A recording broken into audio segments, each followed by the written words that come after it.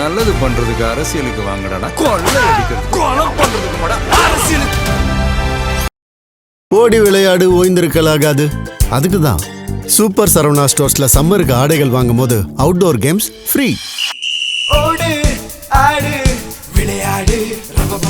Super Saravana Stores summer கோடையை கொண்டாடலாம். இப்போ விடுதலை சிறுத்தைகள் கட்சிலாம் ஒன்றா சொல்றாங்க, விஜய் முழுக்க முழுக்க பாஜக ஆர்எஸ்எஸ் கண்ட்ரோல்ல வேலை செய்யறான்ற இது ஏத்துக்கிறீங்களா? இவர் அதிமுக பக்கம் கூட்டணியில் சேர்ந்தா முஸ்லீம் ஓட்டு, கிறிஸ்து ஓட்டு, தலித் ஓட்டெல்லாம் யாருக்கு போய் அப்படியே விஜய் வந்து சிறுபான்மையினர் வாக்கு பிரிஸ்டார்னே வச்சுக்கோங்களேன். இப்போ வந்து அப்போ அதிமுக ஜெயிக்கிறதுக்கு அதிக வாய்ப்பு இருக்குன்றீங்களா? அதிமுகவும் தாவேக்காவும் கூட்டணி வச்சுக்கிட்டு நீங்க ஜெயிச்சு வாங்க அப்படின்னு சொல்றதுல என்ன இருக்கு? இது ஒரு கணக்கா பார்க்கலாம். அதை விட பாஜக போடுற கணக்கு இந்த கணக்கு தான் நல்ல கணக்கு. நீங்களால யோசிக்கிறதை விட 100 மூளை இருக்குங்க. பார்ப்பன மூளை, 4000 வருஷம் மூளை, இந்தியாவை நாசம் பண்ண மூளை.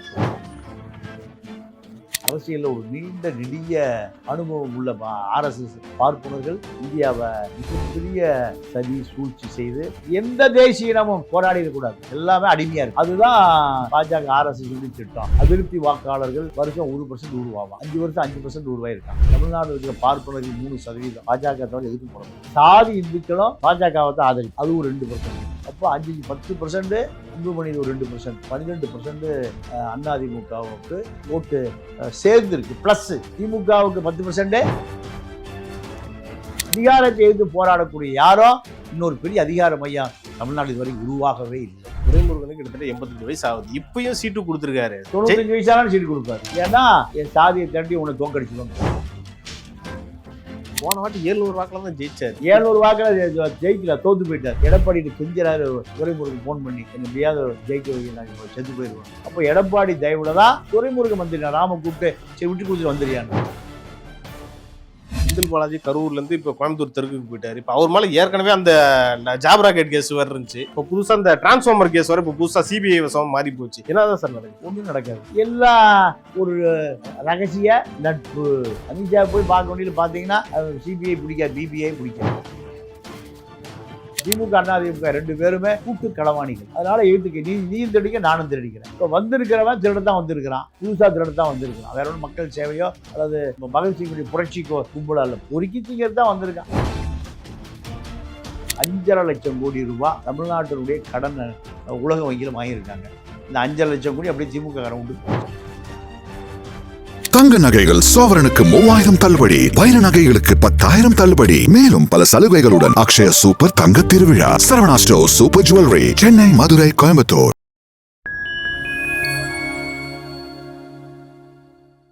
ஃபைன் டைம் நேயர்களுக்கு வணக்கம். இன்று நம்மோடு இணைந்திருப்பவர் மூத்த பத்திரிகையாளர் திரு தமிழா பாண்டியன் அவர்கள்.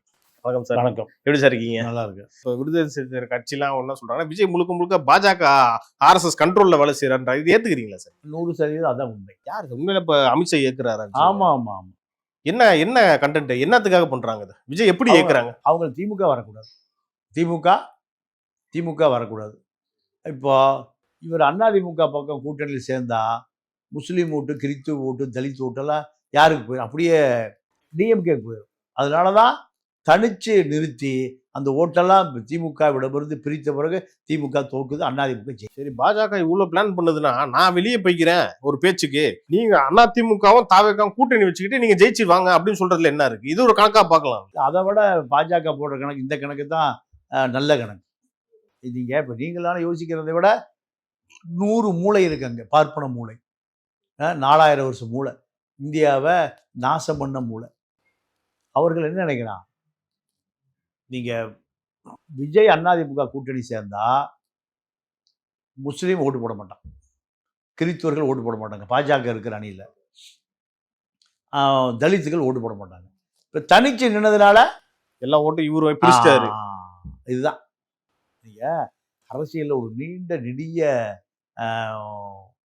அனுபவம் உள்ள ஆர்எஸ்எஸ் பார்ப்பனர்கள் இந்தியாவை நீங்க மிகப்பெரிய சதி சூழ்ச்சி செய்து எந்த தேசிய இனமும் போராடிடக்கூடாது, எல்லாமே அடிமையா இருக்கணும். அதுதான் பாஜக ஆர்எஸ்எஸ் திட்டம். நீங்க சொல்றபடி பார்த்தா சார், இப்ப விஜய் வந்து சிறுபான்மையினர் வாக்கு பிரிச்சிட்டாருன்னே வச்சுக்கோங்களேன். இப்போ வந்து அப்ப அதிமுக ஜெயிக்கிறதுக்கு அதிக வாய்ப்பு இருக்குன்றீங்களா? அதிமுக தான் ஜெயிக்கும். நீங்க திமுக அதிமுக 2 பேருமே போன தேர்தலில் 3% தான் அதிமுக தோல்வி அடைந்தது. இப்போ அது 5% மாறும். 5% மாறும். ஏன்னா திமுக ஓட்டு அப்படியே சேதாரமாயிருக்கு.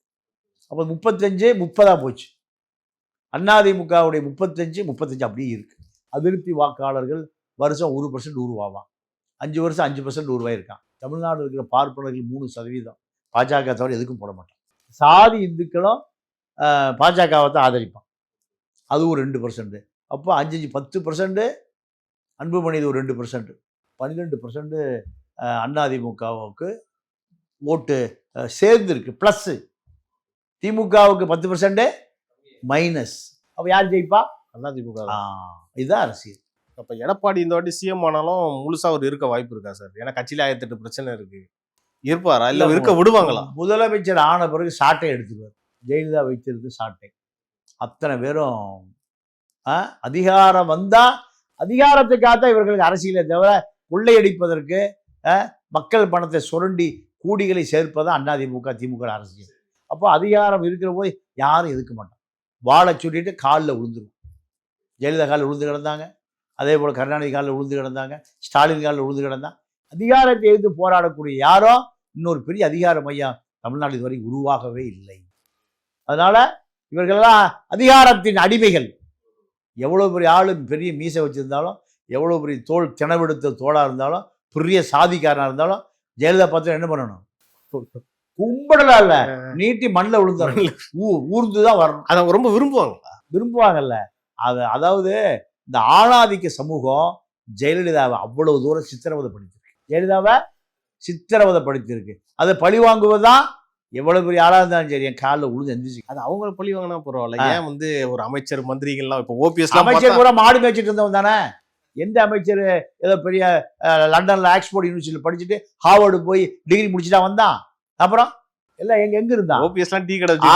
அப்புறம் அதையே நீங்களும் சொல்றீங்க, இதே நீங்களும் சொல்றீங்க. இவர்களுக்கெல்லாம் என்ன முகவரி? அதிமுக தான் முகவரி. உதயகுமார் மதுரை பஸ் ஸ்டாண்டில் அப்பனும் மகனும் மதுரை மேலூர் பஸ் ஸ்டாண்டில் கத்திட்டு இருந்தவங்க. செல்லூர் ராஜு மூட்டை தூக்குற லோடு மேனு. வாத்தூர் நடராஜன் ராமநாதன் மந்திரி இருந்தார். அவர் ஒரு ஆர்எஸ் மங்கலம் பஸ் ஸ்டாண்டில் மூட்டை தூக்குறவர். இவர்களாம் எழுத படிக்க தெரியாது. இவர்களாம் மந்திரியானா காலில் இல்லை தலையிலையும் விடுக்கணும். அதனாலதான் அவங்க தேடி ஜெயலலிதா கொடுத்தாங்களா? அவன் தான் இருக்கான் கட்சியில. எங்க போய் தேடினாங்க? லண்டன்லயும் அமெரிக்காவிலையும் பிரான்ஸ்லயும் ஐரோப்பாவிலும் லக்சம்பர்லயும் போய் தேடினாங்க. அவன் தானே வர்றான். தேடி இல்லை அவனை. அதுதான் கட்சி. அவ்வளவு விசுவாசம்லாம் இல்லைங்க. கட்சியில் இருக்கிற அத்தனை பேரும் இதாங்க தகுதி. கட்சியில் இருக்கிற அத்தனை பேருக்கும் அதுதான் தகுதி. ஆனா இது ஏன் திமுக இருக்கவங்க மட்டும் இந்த மாதிரிலாம் கொடுக்க மாட்டாங்க? திமுகவில் பண்ணையார்களா இருக்கான். எப்போ 3 தலைமுறை அந்த கட்சியில் இருப்பான். அவங்க கருணாநிதியை மிரட்டுவான். கருணாநிதியை வீரபாண்டி ஆறுமுகம்லாம் கருணாநிதி ஒரு மைக்ரோ கம்யூனிட்டி இசை வேளாளர் சமூகம். வன்னியர் நீங்கள் சேலத்திலும் தருமபுரி கிருஷ்ணன் வரைக்கும் இருக்காங்க. முக்குளத்தூர் இருக்காங்க, நாடார் இருக்காங்க, தேவேந்திர குலவேளா இருக்காங்க. இதுக்கு முதல்ல இப்படி இருக்கிற பொழுது கருணாநிதி ரொம்ப சின்ன கம்யூனிட்டி. அப்போ இவர்களை மிரட்ட முடியாது அவர்களுக்கு பயந்துக்கணும். இதுதான் கருணாநிதி அரசு. சார் இப்போ வரைக்கும் பார்த்தீங்கன்னா இப்போ துரைமுருகனுக்கு கிட்டத்தட்ட 85 வயசு ஆகுது. இப்பயும் சீட்டு கொடுத்துருக்காரு. 95 வயசாலும் சீட்டு கொடுப்பாரு. ஏன்னா என் சாதியை திரட்டி உன்னை தோக்கடிச்சிடுவாங்க. எங்க வேலூர் ஆம்பூர் அந்த வன்னியர் பகுதியில் என் சாதி பூரா திரட்டி என்னை வெளியே விட்டினா நான் போய் தெருவா கத்துவேன். ஊரா இப்போ மேடை போடுவேன். உனக்கு எதிரா நீ இந்த பகுதிக்கு வரவே முடியாது. திமுக தோத்து போன வாட்டி 700 வாக்கில் தான் ஜெயிச்சாரு. 700 வாக்கில் ஜெயிக்கல, தோத்துட்டார். அதிமுகவில் ராமுன்னு ஒருத்தர். ஆமா, ராமுன்னு ஒருத்தரை எடப்பாடி கெஞ்சுறாரு. துரைமுருகன் போன் பண்ணி என்னை எப்படியாவது ஜெயிக்க வை, நான் செத்து போயிடுவேன்.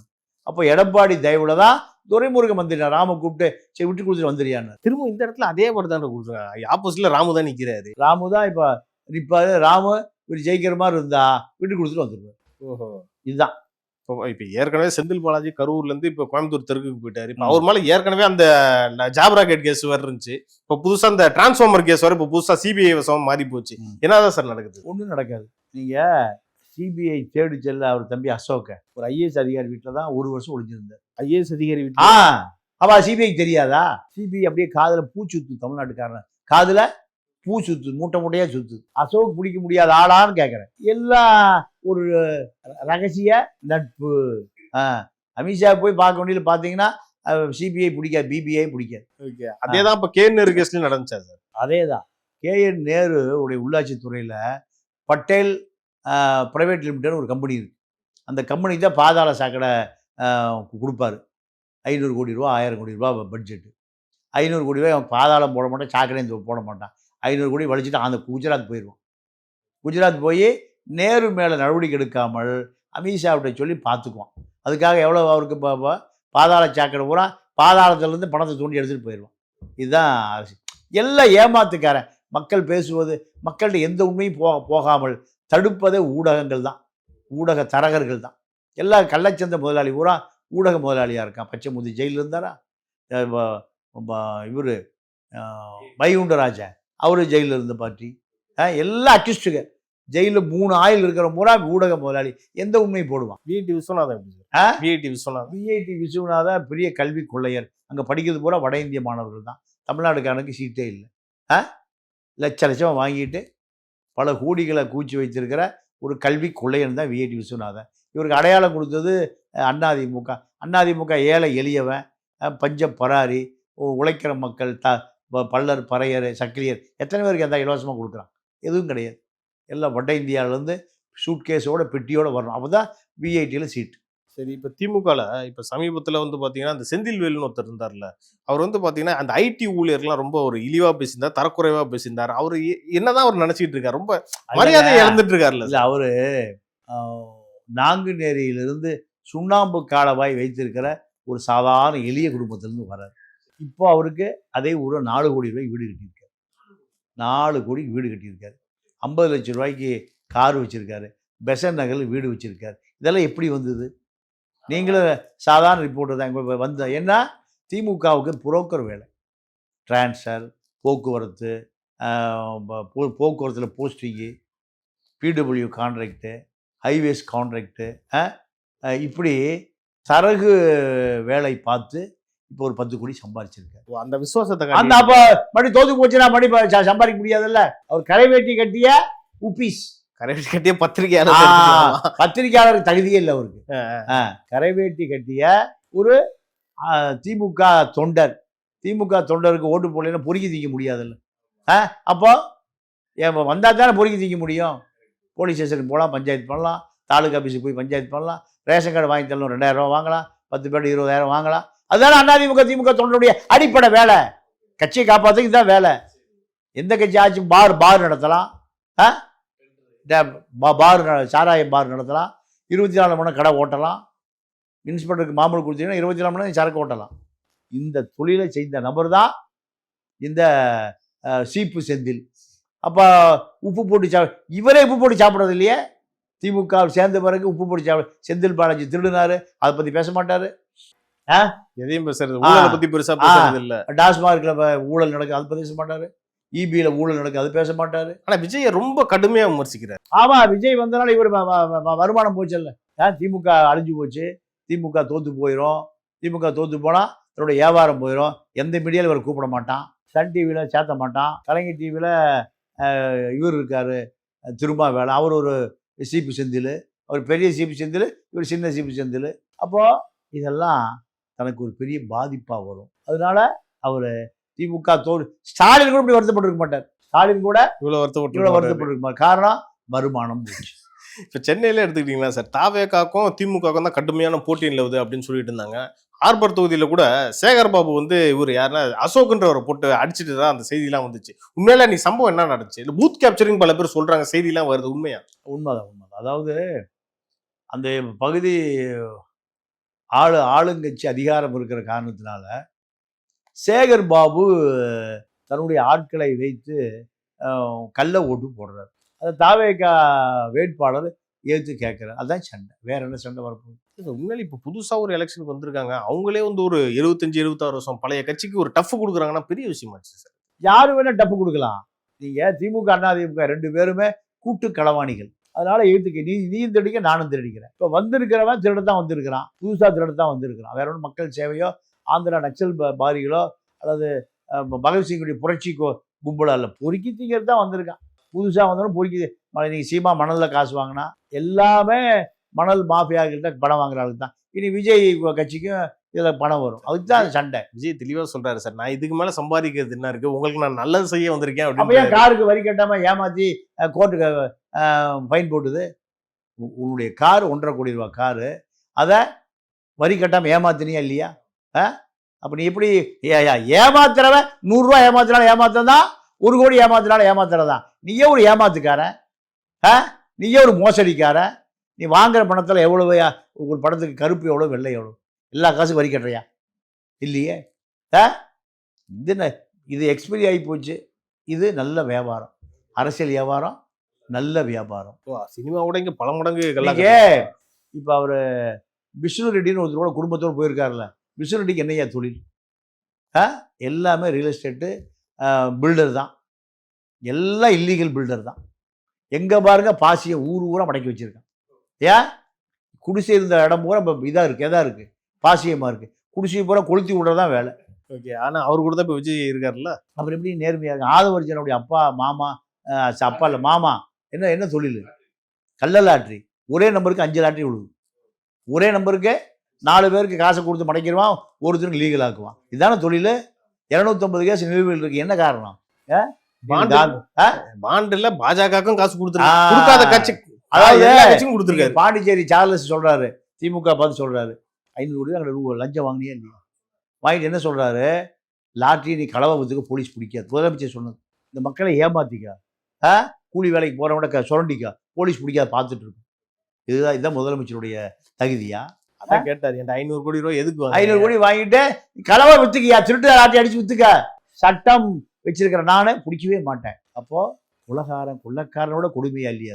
ஆத்து மணலை காப்பாற்ற வேண்டிய முதலமைச்சர் அலுவலகம் ஆத்து மணலை திருடி வித்துக்க, நான் பிடிக்க மாட்டேன், எனக்கு வந்து பணத்தை கொடுத்து. இப்போ இதுக்கும் துரைமுருகனுக்கும் என்ன சார் சம்பந்தம்? ஆத்து மணல் கொள்ளையில அதுக்கு தொடர்பு இருக்கா? துரைமுருகனுக்கு என்ன சம்பந்தம்னு கேட்குறீங்க? துரைமுருகன் என்னவா இருந்தாரு? கனிமவளத்துறை அமைச்சர். அப்போ கனிமவளத்துறை அமைச்சர் தெரியாம மண்ணு திருட முடியுமா? சரி, இந்த ஆட்சியில் எவ்வளவு சார் திருடினாங்க? எனக்கு தெரிந்து 5.5 லட்சம் கோடி ரூபாய் தமிழ்நாட்டினுடைய கடன் உலக வங்கியில் வாங்கியிருக்காங்க. இந்த 5.5 லட்சம் கோடி அப்படியே திமுக கடன் விட்டு போயிடுச்சு. இந்தியா சுதந்திரம் அடைந்ததுலேருந்து 5.5 லட்சம் கோடி தான் கடன். இந்த 5 வருஷத்துல 10.5 லட்சம் கோடி கடன். இப்போ 5 லட்சம் கோடி எல்லாம் வேலை நடந்திருக்கா? எத்தனை டேம் கட்டியிருக்காங்க? ஏன்? ஒண்ணுமே இல்லையே. அந்த விழுப்புரத்துக்கு பார்த்தா அட்டையில பாலம் கட்டி அடிச்சுட்டு போச்சா? அட்டையில. கடலூர்லயும் ஒன்று அடிச்சு, கடலூர்லயும் ஒன்று அடிச்சு. அதான் சொல்றேன், கடலூர் தான் சொல்றேன். அட்டையில பாலம் கட்டுற ஒரே அமைச்சர் யாரு? பழைய கண்ட்ராக்டர், பஸ் கண்ட்ராக்டர். இன்னைக்கு பல ஆயிரம் கோடி வச்சு மறுபடியும் இப்போ திமுக ஆட்சிக்கு வந்துருச்சு. இவர் வேற உடம்பு முடியாம அப்பப்போ ஹாஸ்பிட்டலுக்கும் போய் படுத்துக்கிறாரு. இந்த வாட்டி அமைச்சர் பதவி கொடுப்பாங்கன்னு நினைக்கிறீங்க? யாருக்கு? துரைமுருகனுக்கு. துரைமுருகன் மரணம் அடைகிற வரை அமைச்சரா இருந்தா மரணம் அடைகிறார். அப்படி என்ன சார் ஆசை? அவன் பையன் இருக்கு, அவருக்கு தான் நீங்க போய் கேட்கணும், அவருக்கு என்ன ஆசை எனக்கு தெரியல. இவ்வளோ சம்பாரிச்சதுக்கு அப்புறமா எனக்கு வந்து மந்திரி பதவி வேணும், பொதுச்செயலாளர் வேணும்னு கேட்கிறாரு. அப்ப அந்த கருணாநிதியோட அப்படி அந்த இது ஆமா ஆமா ஆமா. கருணாநிதி சாகும்போது தலைவர் ஸ்டாலின் செயல் தலைவராக இருந்தார்ல, அதுதான் அரசியல். நேரத்துக்கும் கருத்துக்கும் நன்றி, வணக்கம்.